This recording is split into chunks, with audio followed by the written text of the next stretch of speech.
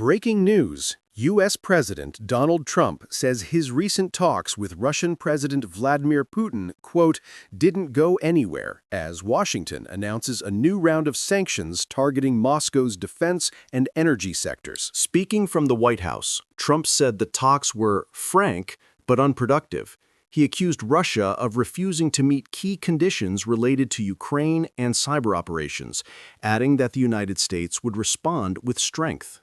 The new sanctions target Russian banks, oil exports, and technology firms linked to the Kremlin.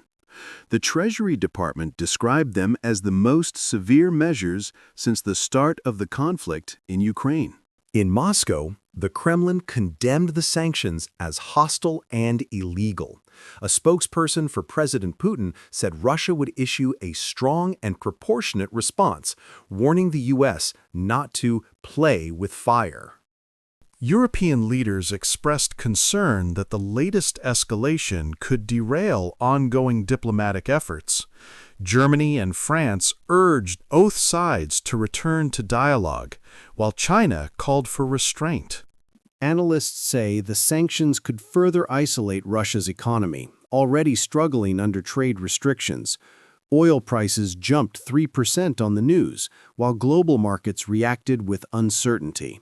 In Washington, Trump's critics accused him of failing to achieve results from direct diplomacy with Putin. Supporters, however, praised the president for taking a firm stand after weeks of stalled negotiations.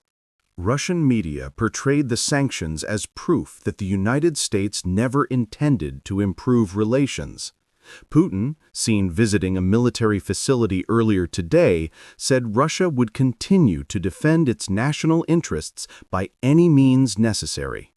As tensions between Washington and Moscow deepen, the question now remains, is this the end of diplomacy or the start of a new chapter in a modern Cold War?